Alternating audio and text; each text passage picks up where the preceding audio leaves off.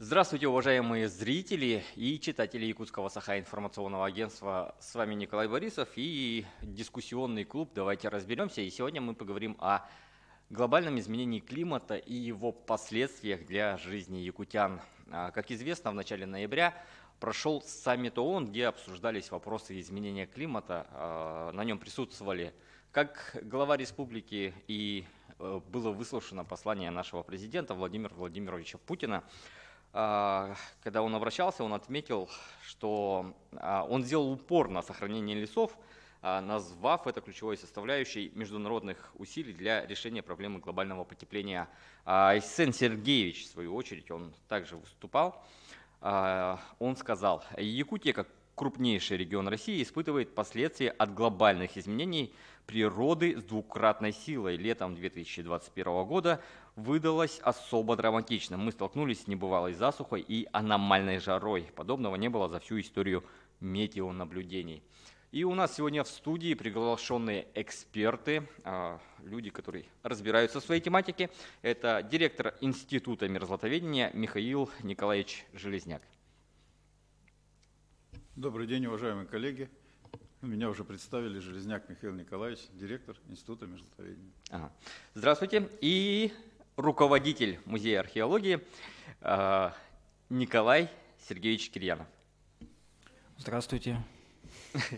Хорошо, я начну, наверное, с более практичных вещей, потому что на конференции ООН там все касалось больше политики, наверное, да, таких вещей, там, кто виноват, опять же, выбросы метана, есть ли от животных. Мы будем говорить о практике, ну и вообще таких прикладных вещах, большей частью, и поэтому Михаил Николаевич у нас здесь присутствует.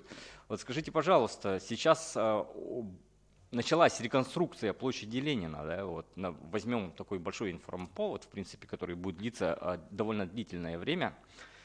И на одной из сессий депутатов городской думы обсуждался вопрос о том, что весь проспект Ленина, он довольно в проблемном состоянии в плане того, что все здания, мерзлота немножко подтаяла, и они могут обрушиться. Правдивы ли эти слухи и вообще, вот, как сейчас наука смотрит вот на эту проблему, на проблему строительства?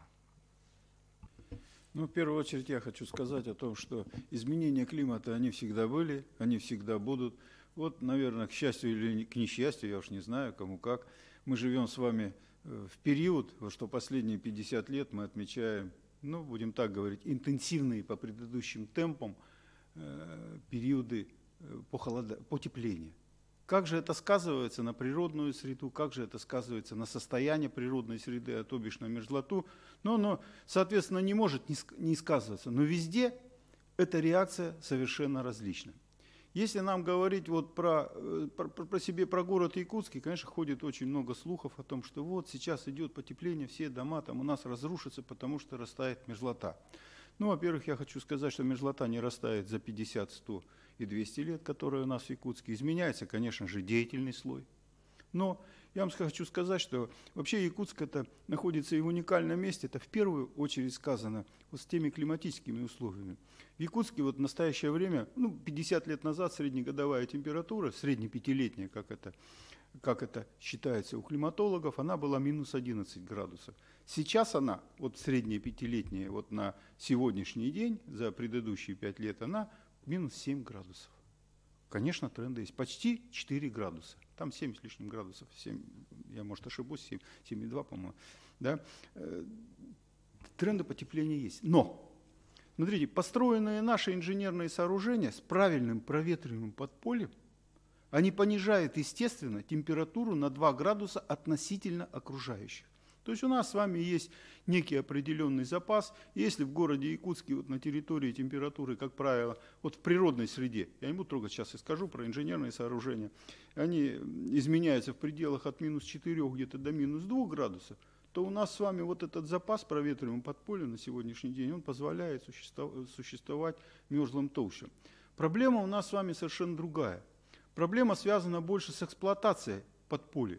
Потому что если правильно эксплуатировать подполье, не лить туда воду, делать его проветриваемым в летний период, в зимний период, извините, для того, чтобы шло интенсивное охлаждение, вся эта система будет эффективно работать и даже В некоторых местах не потребуется дополнительных сезонно-охлаждающих устройств, что мы видим в части домов.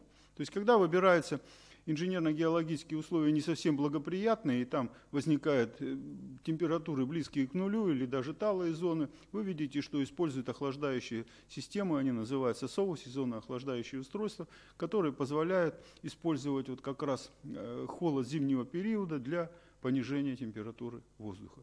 Таким образом, если мы с вами правильно научимся контролировать состояние проветриваемых подполий и грунтов и проветриваемых подполий, то мы с вами можем спокойно жить. Да, климат меняется. И нам нужно менять конструкции. И мы с вами любое инженерное сооружение строим не на 3, не на 5, не на 7 лет. Поэтому прежде чем мы с вами начинаем принимать проектные решения и строить какие-то новые здания, нам нужно конкретно подойти и спрогнозировать, используя даже вот те темпы, которые есть, что у нас произойдет с этим домом, и может ли он стоять, дом или любое другое инженерное сооружение, в следующие 70 лет. Или нам нужно его использовать 25 лет, а потом подключать инженерные системы. Вот тут считается экономика. Нужно это строить или не нужно.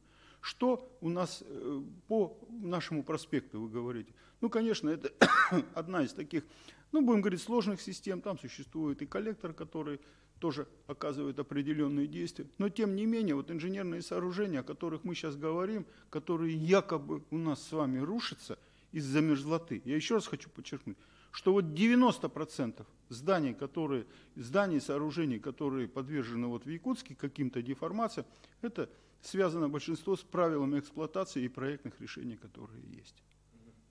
Спасибо. Касательно высотных домов, вот, которые сейчас очень быстро строятся, я живу в районе 16-го квартала, фактически за год у меня возвели 3 дома довольно больших габаритов. Да, вот. Какие-то опасения возникают у жителей соседних домов? Можете сказать по этому поводу? Ну, знаете, тут, наверное, больше надо задать вопрос инженерам, конструкторам, которые рассчитывают устойчивость основания и так далее. Я вообще не сторонник. Вот в Якутии у нас строительство высоких домов по ряду причин. Поэтому могут ли стоять на многолетних мерзлых грунтах эти высотные дома? Мы видим, что могут. Насколько это опасно? Ну, я считаю, что этого делать не нужно. Вот больше у меня такие вот эмоциональные моменты, мы много разговаривали, потому что есть устойчивость конструкции и так далее, это определенная наука, и если рассчитали при тех грунтовых условиях и при тех изменениях грунтовых условий, да, они могут стоять, ну, наверное, они могут стоять. Но у нас есть одно но, что вот как раз изменяются межлотные условия, и, к сожалению, вот все эти конструкции, которые высокие, у них и центр тяжести определенный, есть смещение, на них и влияют климатические условия, там есть другие ветровые нагрузки. Мы с вами живем вообще, ну, в таких изумительных условиях для вот, сохранения мерзлых толщ и для работы города. Вот его не нужно перегружать и убрать вот ту систему, которая есть в застройке, сосед строит выше. Поэтому тот, кто был раньше, у него возникают проблемы в проветриваемых подпольях, а в основном не в проветриваемых подпольях, а происходит вот переувлажнение и, будем говорить, разрушение несущих конструкций. Вот совсем другая проблема, вот о чем мы говорим, проветриваем, в Норильске. Там очень много мы говорим, и вот в Норильске это произошла трагедия, которая отчасти связана с мерзлотой, а в большей части она опять же связана с разрушением конструкции и с отсутствием контроля за этим. Потому что вот создание вот условий застоя, высокой влажности, она разрушает бетоны. И вот эта проблема является одной из основных. Конечно, у нас есть регионы в Южной Якутии, где территории даже в некоторых частях, ну, будем говорить, не центральной, юго-западной Якутии, где у нас идет деградация многолетних мерзлых пород. И, конечно, там изменяются условия. Ну вот такой пример приведу города Читы. Когда происходило строительство лет, наверное, ну, начало этого, ну не начало, а какой-то период строительства 70 лет назад, когда там начали интенсивно строиться каменные дома, застраиваться высокие дома, на территории Читы было где-то примерно 75% мерзлоты, сейчас 20-15%. Изменяется. Ну, конечно, если там, и давайте мы с вами посмотрим, что у нас с вами грунты песчаные, а там суглинистые грунты, на которых строятся. Конечно, они меняют свои свойства, и все эти конструкции меняют свои, ну, просто основания, меняется грунтовое основание, и, конечно, устойчивость вызывает много ценностей. Поэтому нужны проектные решения, правильный прогноз и, самое главное, осуществление системы контроля. Потому что если мы себя не контролируем, то мы себя загоняем в какие-то болезни, и поздно лечиться, когда уже там пошли раковые опухоли. Поздно пить боржоми, когда уже... Ну, примерно так. Михаил Николаевич, а сейчас-то контроль есть какой-то со стороны науки вот за всеми этими процессами? Ну, со стороны науки всегда существовал интерес. Контроль всегда есть, ну, будем говорить, в администрации, в строительных службах, и он всегда осуществлялся, есть.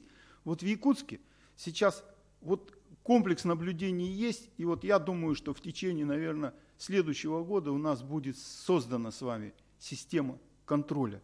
Это не так просто, но реально, вот я не могу сказать, что в Якутске этого нет. В Якутске эти работы ведутся. Это не только научными организациями, это и нашими производственными организациями. У нас сейчас создана система такая контроля и сбора информации, и она идет, я бы сказал, в трудном, но правильном пути. Потому что вот сейчас организовать систему контроля под каждым инженерным сооружением – это очень трудно. Когда мы сдаем дома, мы должны включить туда эту систему. Есть пути, как это делать, для того, чтобы это не ложилось бременем на плечи людей, которые покупают жилье. Ведь мы же понимаем, и сейчас просто стоит вопрос, мы с вами хотим жить хорошо, значит, у нас должен быть дом комфортный и должна быть система контроля. Мы с вами можем выбрать хороший комфортный дом, но без системы контроля. Это будет меньше денег вы будете платить, но только у вас появляются риски. И кто за это возьмется? Ну, главное, чтобы не было трагедий. У нас Николай Сергеевич немножко... Да, я хотел вот как раз подвести вопрос, да, у нас это все темы глубоко взаимосвязаны. Почему? Потому что вот даже во время ремонта проспекта, да, у нас были обнаружены останки, или как это правильно называется, да, во время ремонта прямо. И, ну, естественно, сохранность в вечной мерзлоте, об этом ходит легенда. Вот скажите, пожалуйста, на основе сделанных выводов о том, что вы там обнаружили, вообще как менялся, скажем так, облик, вообще насколько климат влияет на жизнь и быт местного населения или, ну, тех, кто обитает на землях, скажем так, тем более у нас есть великолепная теория пассионарности, то есть этногенеза Льва Николаевича Гумилева, который многими оспаривается, но в то же, может быть, там зерно истины-то и есть. Хорошо, спасибо за вопрос. Ну, как уже Михаил Николаевич правильно сказал, климат меняется, это неизбежно, и от человека это не зависит.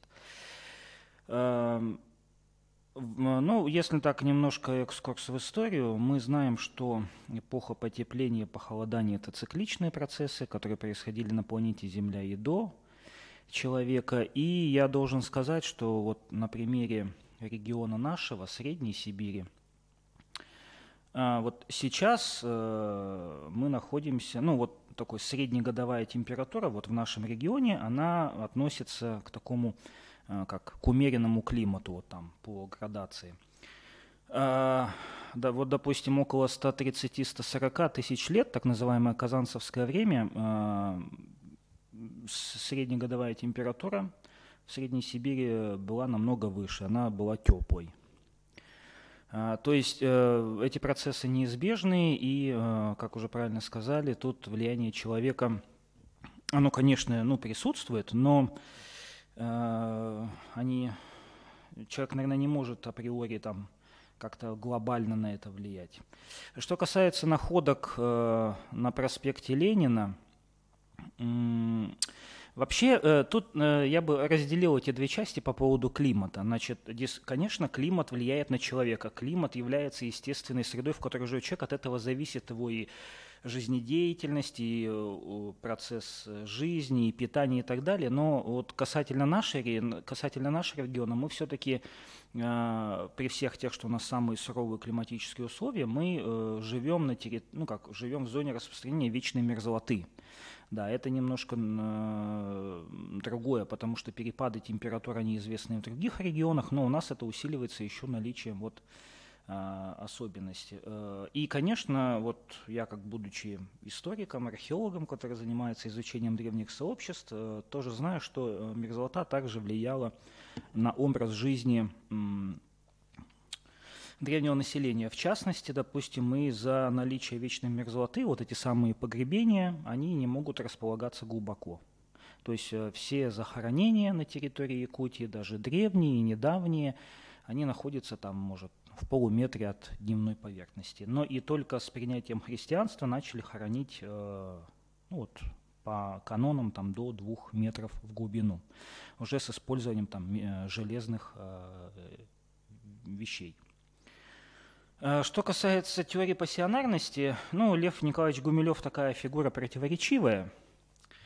Но самое главное, что он, значит, сделал, он, конечно, доказал, то есть он провел доказательную связь между влиянием климата и на жизнедеятельность человека. Ну, вообще, эта теория это его не нова, она основана на так называемых теориях о том, что Солнце, значит, влияет на планету Земля и на всех живущих, и периодически на Солнце бывают вспышки, да, которые, значит, этот поток солнечной энергии проникает на Землю, и вот часть людей как бы получает эту как облучение больше, чем все остальные. Из них как бы выходят так называемые люди-пассионарии, которые готовы там жертвовать, идти вперед и так далее. Вот. Так что сама эта теория, в общем-то, не нова, просто Лев Николаевич ее, что называется, популяризировал и сделал такой доступной для широкого круга. Но когда происходит популяризация каких-то вещей, там, конечно, многие процессы упрощаются.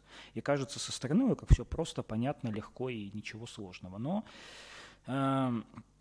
ну, допустим, мы знаем, что где-то проникновение кочевников из Центральной Азии, где-то в III веке нашей эры, оно как раз связано с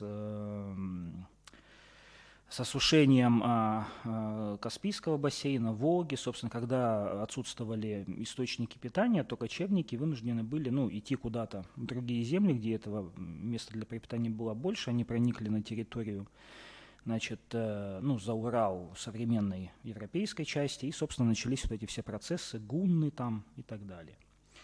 Вот. Что касается находок на территории города, то вот их обнаружение, вообще их обнаружение не удивление, как бы. Это закономерно, потому что город Якутск, вообще долина Туймады, где находится город Якутск, она была заселена человеком еще с каменного века, и люди жили здесь постоянно, потому что, это очень такое благодатное место. С включением Якутии в состав российского государства, принятием христианства, начались строиться многочисленные церкви, вокруг церквей были кладбища, поэтому обнаружение этих останков, в общем, удивление. Для специалистов не сенсация. И вот правильно Михаил Николаевич сказал по поводу контроля. Я со своей стороны тоже могу сказать, что когда случаются вот такие находки, это, как правило, свидетельство об отсутствии должного контроля. Потому что у нас существует федеральное законодательство, которое обязывает обязательное проведение историко-культурной экспертизы при проведении вот таких мероприятий. Если бы эта экспертиза была бы проведена на начальном этапе, то не было такой экстренной бы ситуации, когда нужно зимой вскрывать грунт, изучать погребение. И я тоже присоединяюсь к мнению Михаила Николаевича. Вот, как сказать, сейчас превалирует коммерческий интерес. Вот дома строят выше, чтобы больше было квартир, чтобы можно было продать. Соответственно, это идет в ущерб качеству работы. И вот со стороны объектов культурного наследия тоже могу сказать, что такая проблема существует, когда вот в погоне за выгодой коммерческой пренебрегаются вот те правила, которые обеспечивают сохранность как памятников истории и культуры, так и условия нормальной эксплуатации сооружений и зданий, чтобы это не приводит никаким ни к трагедиям, ни к чему. Мгм. Спасибо большое. На самом деле, действительно, культура, ну и рациональность, они должны найти баланс, на мой взгляд. Почему? Потому что действительно в Якутии многое связано с климатом, и у нас, опять же, сезонность, да, и это в некоторой влияет на процессы, которые у нас здесь происходят в любом случае. Михаил Николаевич, я вот хотел, как раз вы упомянули другие регионы, да, я все по строительству вас буду больше с практической части, скажем так, мучить, да. У нас вот сейчас есть опыт строительства 203-го микрорайона, есть опять же Южная Якутия, да, где грунты немножко отличаются. Вот скажите, пожалуйста, вот это все процессы, они вот, например, на Нерюнгре, они повлияют, где холмы, потому что, опять же, с Николаем Сергеевичем связанные слова по поводу исторических процессов, да, там, например, не придется ли Якутску уходить в холмы, да, там, например, это был такой исторический процесс восхождения на холмы, по-моему, назывался, когда все селились в районах долин, а потом уже уходили туда повыше, чтобы, ну и потому что у них появились, например, там железные какие-то орудия труда или что-то такое, а у нас может климат как-то повлиять и заставить все-таки уходить вон туда. Потому что есть долгий такой большой проект по поводу заселения все-таки вот, территории наших гор, холмов, которые рядом. Спасибо. Ну, в первую очередь я хочу сказать, что, конечно, у нас долина Туймада – это место удивительное, но на всех удивительных местах должно быть рациональное, ну, как в инженерной геологии говорят, рациональное природопользование. Мы уже сейчас получаем, что у нас почвы и грунты, ну, имеют очень высокую степень загрязнения, засоленности и загрязнения. И поэтому наращивание города в долине Туймада – это неправильный подход. Об этом я вот вспоминаю, когда я и заканчивал университет, и учился в университете, и заканчивался университет. И была такая вот у нашего директора, у Павла Ивановича Мельникова, тогда и основателя Института междутоведения, у него было такое предложение, что переносить часть города на высокие надпойменные террасы, либо это было вот на территорию дальше Вилюйского тракта, либо это даже вот в сторону Покровска, где совершенно четко есть определенные грунтовые условия, на которые изменение климата не будет влиять. Понимаете? Потому что строя какие-то инженерные сооружения, мы с вами совершенно четко понимаем, что там есть горизонты льдистые, а есть горизонты нельдистые. Если у грунта нету там льдистости, и он, так сказать, грунты, которые несут нагрузки и не меняют своих свойств при изменении температур, то, наверное, нам не стоит бояться. В тех же случаях, когда у нас это происходит, то у нас с вами инженеры шагнули далеко вперед, и есть очень много мероприятий, которые позволяют сохранять определенное время. Не вечность, мы говорим о жизни инженерных сооружений, должны понимать о том, что, ну, например, если взять Западную Сибирь, то сейчас использование сезонно охлаждающих устройств – это и вертикальные установки, и горизонтальные, которые называются гетты, ветты. Представляете, там грунты, глинистые грунты с температурой где-то меньше 1 градуса, 0,5 градусов, 0,3 градуса. И если им дать растаять, вот при тех освоениях, то это будет каша. Строить на ней какие-то сооружения очень сложно. Ну и вот при освоении месторождений у нас с вами инженеры и нашли такие методы. Вот, например, емкости большие стоят. Они все работают вот в южной части уже, там, западной, не в южной части, а на севере Западной Сибири, они работают с охлаждающими системами. То есть вот строительство и все строительные моменты, они, конечно, могут решаться. Стоит ли нам вот в долине Туймада расширять город? Я глубоко убежден, что не стоит. Понимаете, я, например, вот, как человек приезжаю в Красноярск, Новосибирск, он мне не нравится. Не нравятся вот новые районы с сжатостью всего. Да, комфортные квартиры, но если мы туда приходим ночевать, а не жить в этот микрорайон, да, то, наверное, это неправильно, и я себя чувствую некомфортно. Я не знаю, у нас с вами меняются и люди, меняются и взгляды нашего молодого поколения. Может, это не так, но я себя чувствую очень некомфортно. И всегда говорю, приезжая вот к друзьям в Новосибирск и в Красноярск, вот в новых домах, говорю, это страшно. Где вы живете, это страшно. Поэтому вот, с точки зрения вот нашей долины Туймада, и, конечно, нужно, мы с вами дышать уже не сможем в дальнейшем.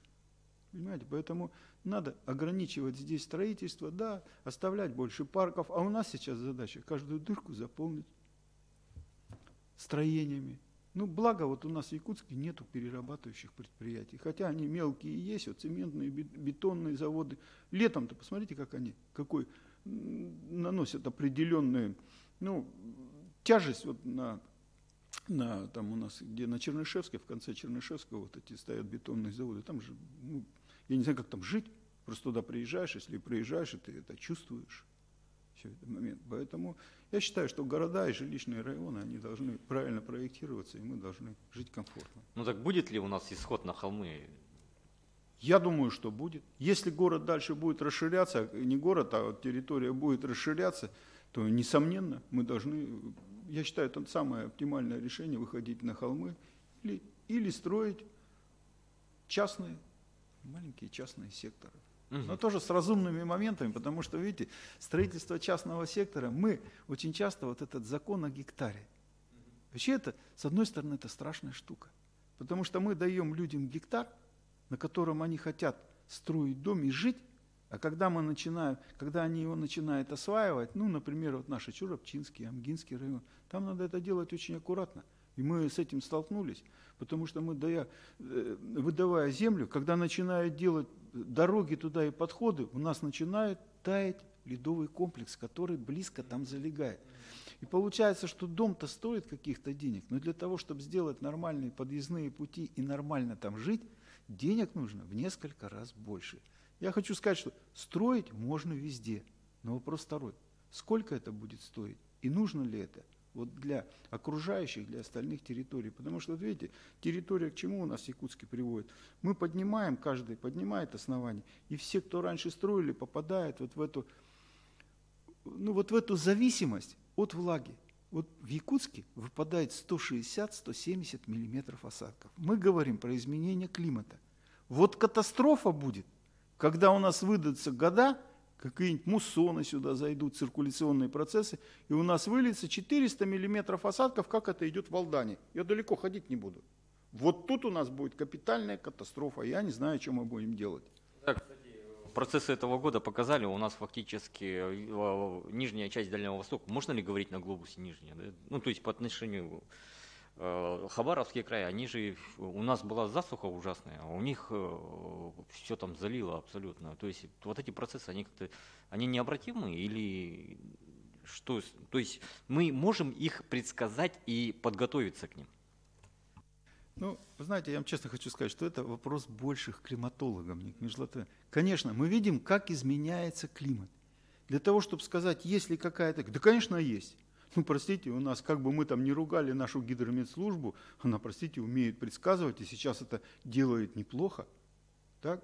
Весь вопрос, как это предсказать на ближайшие годы. И, несомненно, мы с вами видели, вот коллега только что сказал о том, что у нас с вами были температуры на 10 градусов, вот даже в Центральной Якутии, на 10 градусов среднегодовая выше современной, и на 13 градусов ниже современной. Понимаете, диапазон какой? Это все укладывается примерно в 150 тысяч лет. Да, период огроменный, но тем не менее эти периоды были. Точно так же были периоды и с изменением осадков. То есть вот я говорю, один из вопросов, вот мы же с вами спокойно живем без четкого водоотведения. Но это при 160 миллиметров осадков, я еще раз хочу сказать, это полупустыня. Я хочу сказать еще один момент, что вот, представляете, если бы не было здесь мерзлоты, да, то у нас бы при 160 миллиметров выпадения осадков древесной растительности бы не было в Якутске. В Якутске, в Центральной Якутии. Потому что это вот определенный водоупор, который позволяет атмосферным осадкам скапливаться, а корневой системой деревьев до января месяца вытягивать эту водичку вот перед этим слоем. Интересно, спасибо. Вот как раз такой вопрос Николай Сергеевич упомянул по поводу вот изменений климата, да, вот такой амплитудой колебания большой. Хотелось бы узнать вообще вот, что происходило с человеком, когда повышалась температура и понижалась, то есть как он себя вел, какие-то есть архетипы поведения с точки зрения вот исторической науки? Ну вот как раз наука над этим работает. Я вот хочу немножко вернуться к долине Туймады. Дело в том, что когда человек осваивал эту территорию, то, конечно, для него главным приоритетом было наличие воды ближайшей. Понятно, что они всегда селились ближе к воде, к реке, желательно максимально близко. Да, там были паводки, какие-то затопления, люди в этот момент уходили, пережидали это время, но тем не менее, как мы сами знаем, нужен постоянный источник воды. Это неизбежно. Но как бы современное развитие человеческой цивилизации, вот начиная там с промышленной революции, условно последние 300-400, особенно последние там 150 лет, они, конечно, показывают, что города разрастаются, и вот на уже такое наличие большого количества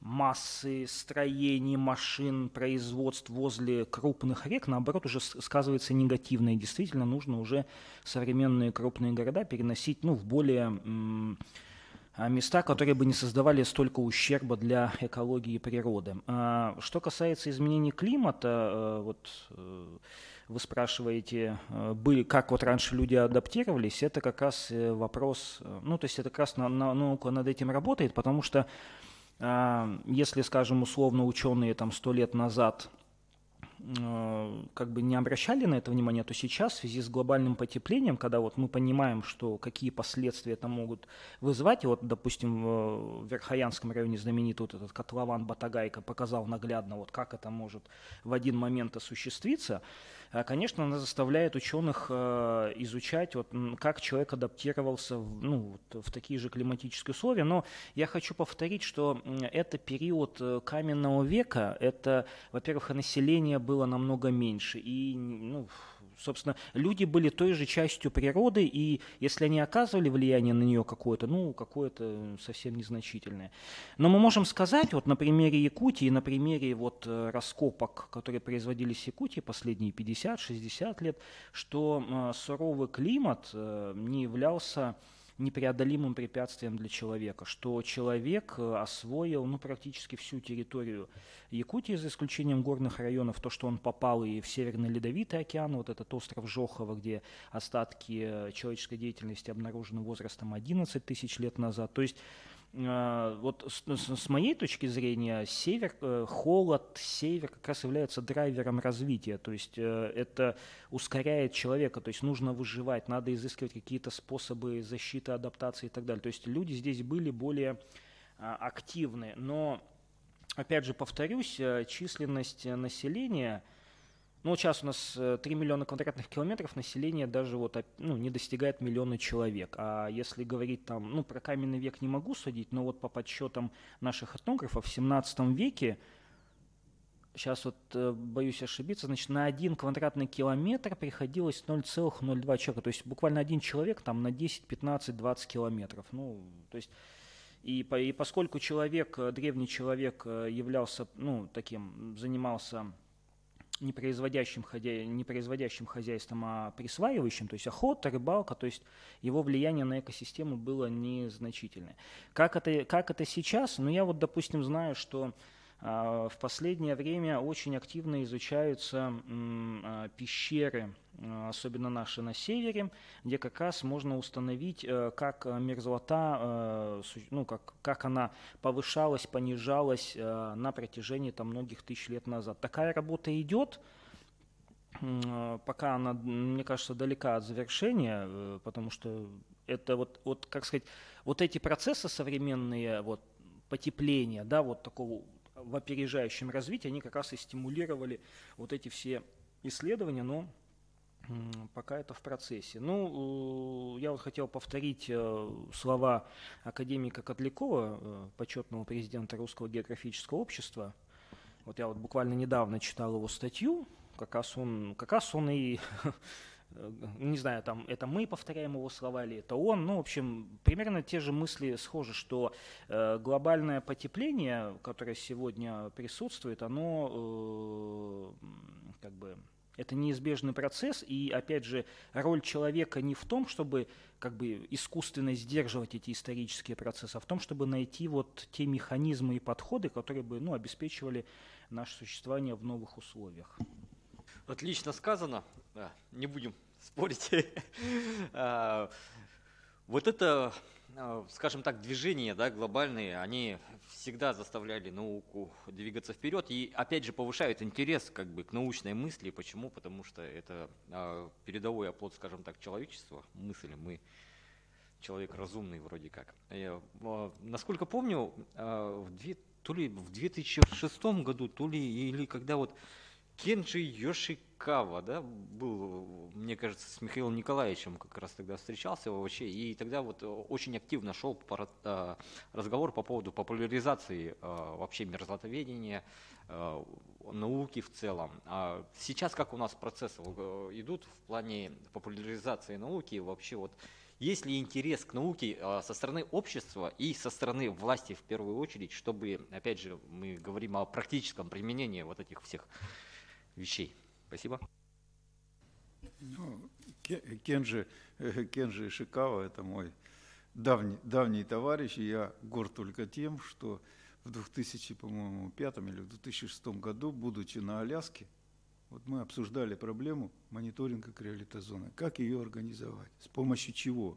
Искали на это средства, потому что, как правило, они вот в таком широком моменте, они никогда не отпускались государством на создание таких систем. Но тогда мы еще разговаривали, и у нас там в институте университета Аляски есть, я не побоюсь сказать, что большая коалиция людей, которые закончили наши вузы, живущие в России, в частности Московский государственный университет, и даже там руководитель этой лаборатории, это наш коллега, геофизик, мне очень тоже приятно, вот Владимир Евгеньевич Романовский, у которого работает Кенджи Ишикава. И вот тогда мы высказали и начали идею вот этого продвижения школьников, внедрения в систему мониторинга.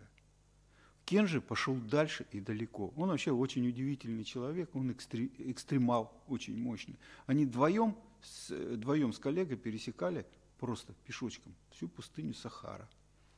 В Гренландии перелазили, он залезал на высокие точки, он вообще очень большой энтузиаст. И, значит, вот с помощью или лаборатории, или сам, они выиграли большой грант вот на такую популяризационную работу, и она вот вылилась вот в эти книжечки и так далее. И один из, так сказать, и маршрутов, и задач, не задачи, а, наверное, этапов, это вот были работы по Якутии. Там были большие планы, мы сидели вот в институте, рассказывали, мой коллега Сергей Сериков, он его очень долго сопровождал. Там была идея такая, она воплощена идея, они взяли вот этот джип в Японии, перегнали сюда, оснастили его в Японии вот на этом джипе. Они прошли по северным районам, по многим нашим северным дорогам.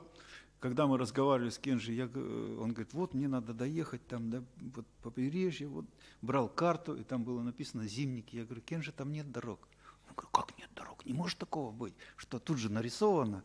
И вот через год мы встретились, он мне сказал, Миша, теперь я знаю, что там нет дорог. Вот это было его.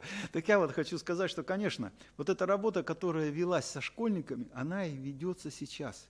Но то финансирование, которое поддерживается вот американским проектом, за 2 года, который зарабатывал Кенджи, в который сработал Кенджи с выпуском книжки, с подготовкой, с рассказом студентами, да, не студентами, а ребятами, школьниками, да, вот у нас примерно за 20 лет вот такого финансирования нет, это я вам скажу. Значит, у нас с вами это начиналось, и ну, оно имеет определенное продолжение вот в Ленске. Просто отошли оттуда школьники. Вот сейчас мы такую ведем большую работу со Скалахом, вот такой научно-образовательный момент, потому что эта территория вот Анабарского региона, она с точки зрения геокриологических условий и вообще динамики состояния, она вообще практически не изучена. И вот сейчас эти работы они уже в течение 2 лет ведутся, и как раз вот ведутся такие лекционные занятия. Есть заинтересованность людей. Ну, вот мы, конечно, столкнулись в такое время, что вот сейчас это пандемия, поэтому, а там у ребят проблемы больше, у них интернет есть только в школе и в администрации, а дома у них этого интернета нету. И вот ребята буквально сейчас там находятся и работают со школьниками вот по созданию такой системы в Соскалахе у нас. Эта работа, вот идет бурение, алмазы Анабара вот, помогают нам сейчас отбурить скважинки, потому что одно дело, что мы наблюдаем за природной средой, можем где-то эти датчики ставить на поверхности, а нам нужно, чтобы дать оценку реакции, залазить вглубь. И поэтому вот сейчас один из подходов создания системы контроля в России, что вот начинает, сделать систему мониторинга Росгидромету. Это замечательная, классная организация, которая создала и поддерживает, наверное, мы не знаем всех проблем, которые охватили с 90-х годов Росгидрометы. Как они выдерживают, и вся эта служба функционирует. Мы их ругаем, что там осталось, вот у нас столько станций было, там у нас, по-моему, 250 станций больше, сейчас это закрылось. Но мы с вами все видим, что происходит. И я, например, как директор института, я понимаю, насколько идет сужение. Я не думаю, что в Росгидромете это лучше, несмотря на то, что это государева служба, которая должна вот обеспечивать все именно моменты. Вот сейчас, допустим, про систему мониторинга идет разговор, не разговор, а уже есть определенные решения. И вот мы, как межлотоведы, и как вот коалиция межлотоведов, она противится этому решению для того, чтобы поддать создание системы мониторинга Росгидромету. Да, одну часть отдать можно, но дело в том, что мы привыкли, что если мы научимся измерять температуру воздуха, то мы с вами научимся прогнозировать все природные условия. На самом деле это далеко не так, потому что есть еще и условия теплообмена на поверхности. Вот у нас с вами температура в Центральной Якутии близко изменяется, да? А реакция у нас в различных ландшафтных областях совершенно иная. Поэтому для того, чтобы решить эту проблему, а мы ее зачем решаем? Мы не решаем для среднего, мы решаем для того, чтобы понять в различных условиях, какая реакция. Это инженерные сооружения, которые должны функционировать. Это какие-то сельскохозяйственные моменты, где мы должны знать тепловой, влажностный режим грунтов. Да? Вот поэтому, конечно, те работы, которые связаны со школьниками, и я просто вам, так сказать, не моргая глазами, скажу, что в год вот у нас проекты в республике Саха-Якутия, вот связанные с мониторингом криолитозоны, первый раз они в течение 2 лет двигаются, это 500 тысяч рублей в год. Вот 2 поездки туда-назад сотрудников съедают все эти вещи. И Институт межлотоведения рад, что есть такой проект, потому что мы вкладываем свои финансы, внебюджетные финансы вот, в развитие системы, в образовательную систему, потому что видно, что ребятам этим интересно заниматься. Но это не так просто. Если можно там в биологической среде прийти, там, собрать какие-то, будем говорить, растения, посмотреть там краснокнижник, но это тоже нужна колоссальная работа. Но здесь нужна такая определенная круглогодичная работа, еще залезть туда в грунт, посмотреть, что там внутри. Это уже связано с горными выработками и совершенно с другими подходами в этом исследовании. Даже сейчас в голове возникают некоторые возможные решения этого вопроса, потому что, например, если крупные промышленные компании будут заинтересованы в мониторинге, скажем так, наших недр, то можно и финансирование выбить, но в то же... Ладно, это на потом отодвинем. Все-таки, наверное, пора уже заканчивать наш разговор. И к Николаю Сергеевичу вопрос такой по поводу внедрения в недры, скажем так, если можно выразиться, да, вот. Археологии есть большая загадка по поводу Деринкуряха. Все ученые всегда молчат про нее. То есть сейчас никаких данных не говорят, но в то же время это, опять же, очень интересно в плане того, чтобы, опять же, изменение климата, опять же, изменение среды обитания человека. Вот в этом плане что можно сказать? Да, спасибо, что задали мне такой каверзный вопрос.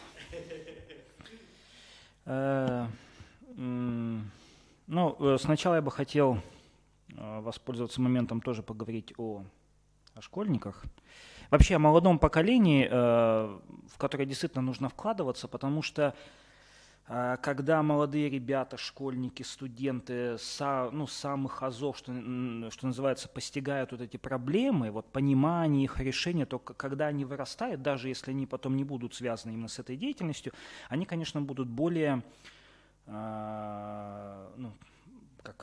внимательные, подготовленные, обеспокоенные и так далее. Вот со своей стороны могу сказать, что вот последние 3 года у нас существует студенческий археологический отряд, который как раз мы назвали в честь памятника Деринкурях, и, собственно, вот эти ребята, они работали на проспекте Ленина, до этого они работали при раскопках города Якутска, а до этого там в других регионах республики. То есть молодежь, и в том числе и школьники, заинтересованные, которые готовы бескорыстно, искренне работать, их всегда много. Вопрос в том, как обеспечить практическую реализацию вот их устремлений. Вот мы со своей стороны тоже стараемся это поддерживать. Что касается памятника Дерин-Кюрях, ну, немножко там экскурс, да, то, что этот памятник был открыт в 1982 году, активные раскопочные работы велись до 1999 года, потом там работы прекратились, и Дерин-Кюрях стал таким, ну, короче, все о нем слышали, все о нем там знают, но никто толком не может сказать, там, что это, в общем, такое. Но я тоже не буду, как сказать, сильно вдаваться, это такая, наверное, отдельный разговор об этом. Я просто скажу, что Дерин-Кюрях, как объект археологии, как геологический объект, он поднял много таких спорных моментов. И пока ученые разбираются в этих спорных моментах, Дерин-Кюрях является, в общем-то, хорошим таким полигоном, для, ну, такой дискуссионной площадкой. Я могу сказать, что вот вместе, кстати, с коллегами из Института мерзлотоведения, с Галаниным Алексеем Александровичем, мы работаем по Дерингу, начиная с 2019 года, вместе с коллегами из Московского госуниверситета. Ну, пока работы ведутся, там как будет что-то понятно, ясно, потому что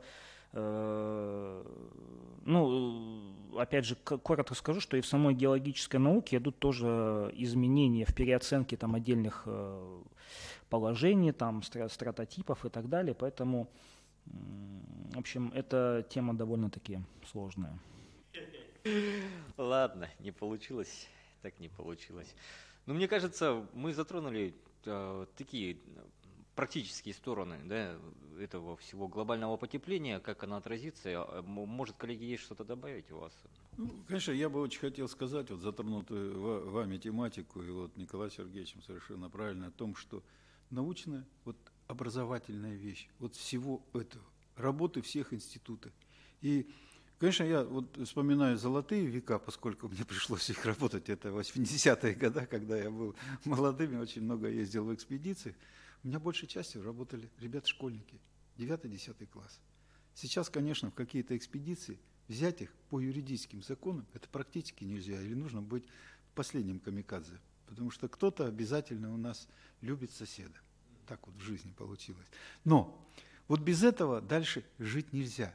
И ребята, конечно же, которые живут на территории вот севера, они должны знать свои особенности. А вот особенности они знают, когда начинают копаться в земле, когда смотрят виды растений, когда начинают куда-то залезать в книжечки. И интерес, наверное, есть у 80-90% ребят, с кем мы сталкиваемся. И поэтому, конечно, вот этот момент, ну его нужно акцентировать в Министерстве науки и образования республики, нашей с вами республики, и развивать такие комплексные полигоны. Не так, чтобы они... Я очень знаю много наших коллег из Института биологии и из других институтов, которые просто выкладывают свои деньги для того, чтобы организовать вот такие экспедиции, поддержать такие экспедиции. И вот то же самое археологи, я это совершенно знаю, я много об этом и слышал, и разговаривал с теми коллегами, так же, как у нас в институте. Я не могу не сказать вот о том интересе, который вот возникает у школ. Ну, я не сказал, вот сейчас я взял слово, сказать, конечно, об Амгинском районе, об Амгинской школе, которая вот последние 4-5 лет с нашими коллегами, с биологами занимается совершенно удивительной проблемой. Удивительной проблемой, сама Амган находится на ледовом комплексе. То есть там ниже 2,5-3 метров там залегает 90% льда. И вот как только это начнет потепление климата таять, так у нас идут вот эти все деформации. Можно ли это удержать? Да, можно. Но нужно сейчас увидеть, где нам нужно строить. И если эта эпоха продлится длительное время, то нам нужно просто плавно перейти или использовать опять инженерные сооружения. Можно ли там вести сельскохозяйственные обороты в этих землях, которые начинают протаивать, образуя вот такие неровности рельефа? Можно. И вот они с большим удовольствием работают. Я говорю, вот на протяжении 4 лет вот под руководством и учителей географии в школе, они ведут вот эти работы, исследования, которые колоссально нужны республике. Так вот, если наша республика образовательная часть, и, наверное, это с помощью и России, потому что мы много говорим о развитии севера, а оно сказывается вот на ребятах. Оно действительно нужно для детей. И когда у нас с вами человек, житель, учащийся в школе, будет понимать свою природную среду, она на огромный этап сложнее, чем территории, которые находятся в теплых условиях. Там свои проблемы, там развитие своих процессов, а здесь есть до сих пор загадочный момент. Вода переходит в лед, лед переходит в воду, при этом идет тепловыделение и теплопоглощение. И вот этот, кажется, простой процесс, он становится сложным в решении конкретных задач. То есть мы с вами убегаем от получения хорошего фактического материала и обоснованности проектных решений, экономия на этом, играя в тендеры. Но мы с вами потом незаметно начинаем выкачивать деньги из потребителя, вкладывать из государства незаметно на поддержку этих инженерных сооружений деньги. Вот это колоссальная катастрофа. И к этому надо по-другому подходить в жизни. Спасибо, уважаемые коллеги. Мне кажется, все-таки основная мысль, которая красной нитью у нас здесь проходила, что глобальное изменение климата – это вопросы не только экономики, вообще это всей жизни, да, и в первую очередь, конечно, естественно, здесь наука, а наука – это практика, она должна влиять на большую часть вот этих всех процессов для понимания, для предсказания и для, скажем так, чтобы убрать какие-то возможные опасности с происходящими процессами и наоборот, чтобы их опередить и, возможно, даже воспользоваться. Потому что в представлении некоторых товарищей, когда наступит глобальное потепление, в долине Туймаада будут цвести ананасы. К сожалению, конечно, это не так, а будет немножко хуже. Но можно предотвратить и даже оседлать. Спасибо, с вами был Николай Борисов. Читайте и смотрите Якутское Саха-информационное агентство, так как глобальное потепление никуда не денется, есть о чем поговорить.